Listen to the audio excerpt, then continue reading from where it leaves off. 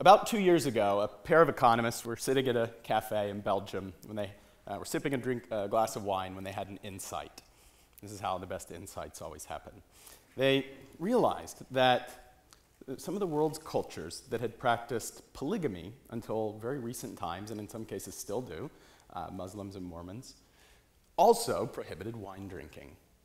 And being economists, they decided to gather a bunch of data and see if there was, in fact, any real correlation here. And in fact, they discovered that there is a robust correlation between a society's patterns of alcohol consumption and its marriage system. Wine bibbing and monogamy are strongly interlinked, and polygamy and teetotaling go hand in hand. All right, I know what you're thinking. I know what y'all are thinking too. Is it true that there's something magic about that fermented grape juice that makes you fall in love and stay with the same person forever? Or, does staying with the same person forever drive men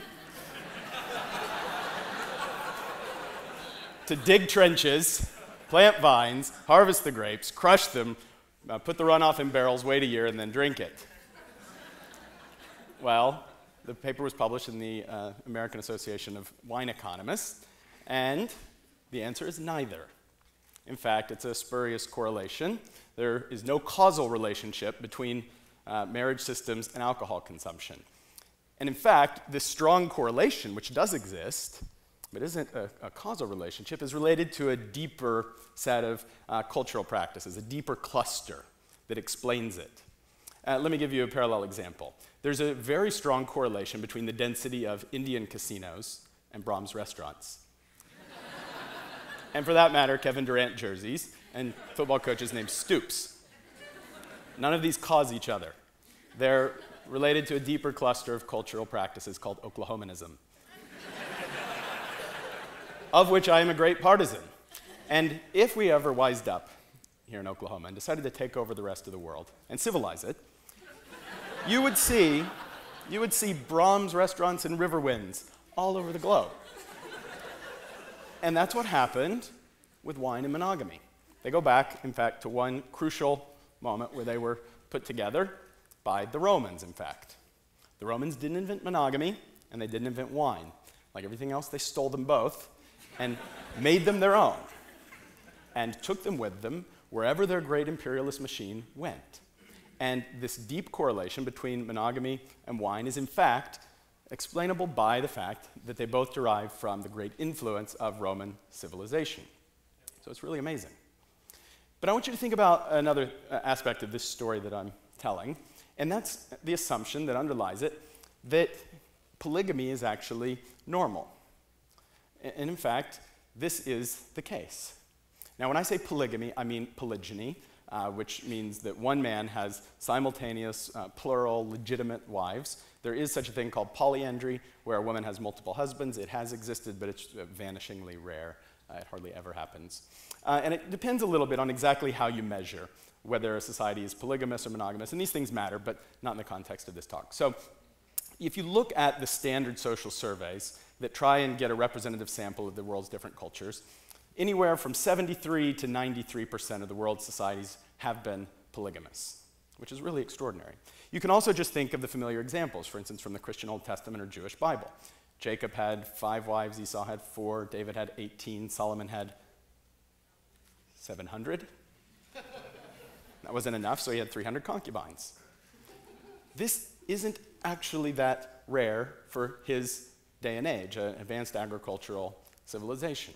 And other examples just like this are pretty easy to find. It's also important the late date at which many societies become monogamous. Most societies have become monogamous only in the last 200 years. Japan in the 1880s, China in the 1950s. So polygamy has been extremely widespread and extremely common throughout most of human history. Unless you have this one great explanatory factor, which is descent or association with Roman civilization, most societies have been polygamous. And in fact, in the world today, some societies still are polygamous. In the Muslim world in particular, more modernizing states like Turkey don't recognize plural marriages, but more religious-oriented states like Saudi Arabia do. So I think that this is something we don't think about in our ordinary day-to-day lives. We, like other human societies, have this very deeply ingrained habit of thinking that our way of life is natural and normal. Right? What could be more natural or normal? We call it the birds and the bees. You meet a girl in class, you ask her out, you change your Facebook status, you propose to her, you pretend to ask her father's permission, you get married, you have 2.05 children. It's the American dream. It's natural. It seems natural to us. But what I want to emphasize today is that our way of life, our understanding of natural, is a product of the time that we live in. And that truly to understand this time that we live in, we need to think in enormous time scales. And to a deep extent, we, even down to our physiology, are creatures of the world that we inhabit. Right? It's truly, I'm being truly honest and sincere. I don't have to say this. I would rather spend an evening with my wife, my only wife, and a nice bottle of Rhone Red than any other way. Thank you, Julius Caesar. But the answer for how we came to be this way, I think, is even deeper than just the single explanation of the Romans. And it requires us, I think, to ask what is history and how is history performed? We live at a moment in which history is being transformed.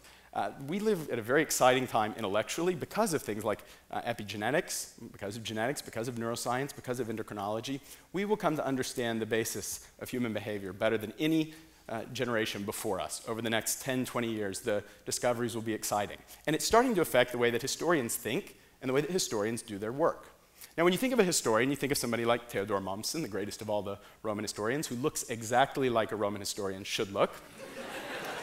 I also use a feather pen.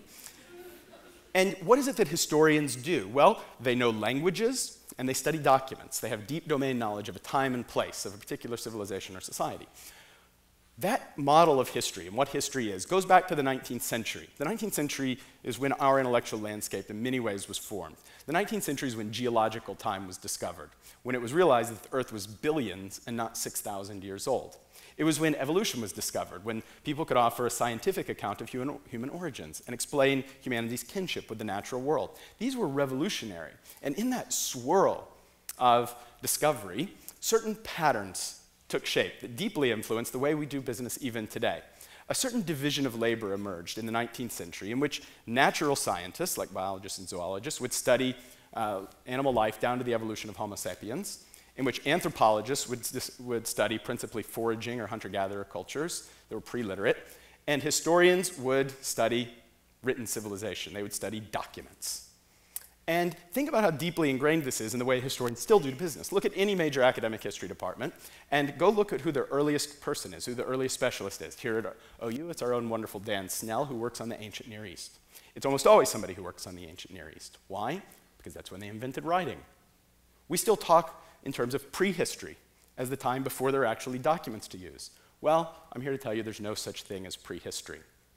The bad thing about this is that only the historians actually kept their end of the bargain and limited ourselves. And we're just now starting to rethink some of these assumptions about what time is and how historians should study the past on this much grander scale. And I think it's necessary to do so if you're going to talk about questions as big as how did we come to practice monogamy in our society. And what I want to do is just run you through some of the current answers that are being offered for moments in human history at which societies have been said to become monogamous. And I think there's some truth in all of these. What's exciting is that this is still an open question. We're here at the frontiers of knowledge, and these are questions that are being worked on and in which new answers will be offered over the next generation. So let's start when anatomically modern humans evolve around 200,000 years ago BC, and we suspect that they are almost universally polygamous. What Geico doesn't tell you is that Mr. Caveman has 3.5 wives back in the cave. How do we know this? We don't have any caveman love letters or caveman laws, but we have several types of evidence. One is simply the wider spread of polygamy, which is a certain type of evidence that it's the earlier state.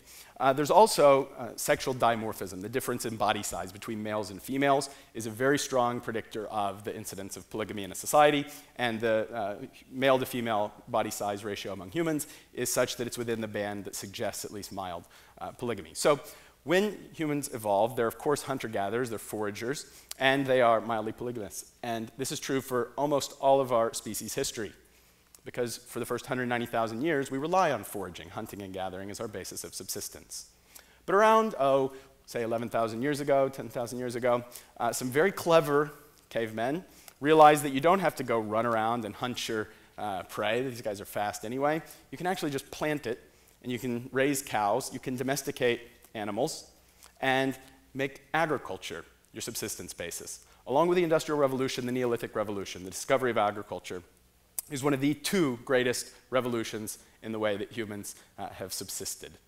And the Neolithic Revolution, it's been argued, triggers a number of changes in the way human societies are organized and the way humans live. The shift to agriculture is possibly, I think quite probably, one spur towards monogamy in human societies. Why? The answer is land, property. Because now the basis of subsistence is rooted on a finite resource, land, and it becomes more strategically advantageous for humans, especially males, to shift their strategies towards greater investment in a smaller number of children. If you have too many children, a different number of different wives, but you have the same plot of land, you have to divide it up, then they're all going to be deeply impoverished. It's an argument that's been made recently, and I think it's a good one, but it also has its limits in that there's something else going on. Clearly, most societies don't transition to monogamy at this point, and agriculture allows the accumulation of wealth. It allows social stratification, and that allows even greater polygamy. And in fact, I think the Neolithic Revolution is complex in that it causes some societies to start to become monogamous, and it causes others to become extremely polygamous. You can't have a King Solomon in a hunter-gatherer band because there are only like 40 women in the band. So this is one moment. And another, and I think the more important one, takes place about 2,700 years ago, on the very cusp of Western civilization in Greece. The very earliest work of European literature is the Iliad of Homer, this great epic poem. And in it, polygamy is still clearly visible. The king of Troy, Priam, has 50 wives, and so do a number of other characters. And so you can still see polygamy in this world. And it's worth pointing out that the very earliest work of European literature, the Iliad, which I hope you've all read, is a story about a giant vendetta of one society against another who stole their women. So humans have been warring about sex for a very long time. And the Greeks, in this early phase, are still polygamous. But with only a generation or two of Homer, the Greeks become monogamous. And the Greeks are the first really clearly attested, well-known historical society that turns towards monogamy. The question is why? The good answer that's been given is democracy. Monogamy is democratic. Saying nothing of women, the losers in a polygamous society are poor men. They don't have mates. They become violent and an unstable element in a society. Monogamy allows more democratic institutions. It allows citizenship. It allows greater social cohesion. And in Greece, in the archaic period, a type of community, the polis, the city-state, emerges that's based on citizenship that eventually turns, in some cases, towards radical democracy, and monogamy is at the heart of it. The most important thing about Greek monogamy, though, is that, like everything else Greek, the Romans steal it. The Romans, from the very earliest time, are imitators of Greek culture and Greek civilization. And they adopt the packet of Greek cultural norms that includes monogamy. And the Romans are better at monogamy, even than the Greeks, because the Romans are better at law. Monogamy becomes deeply embedded in the Roman legal system that will become the basis of all European continental law. It also is spread by the Romans throughout their empire, wherever they go. And so this, I think, is really the turning point, to the extent we can speak of a single turning point, in that our own monogamous culture is, in fact, a direct cultural descendant of Rome. And the strong correlation between wine and monogamy is a direct attestation for the spread of a Roman cultural packet that included these marriage systems. But the Roman Empire, you may have heard, actually fell. And so how then did monogamy survive the fall of the Roman Empire? The answer is rather simple, actually.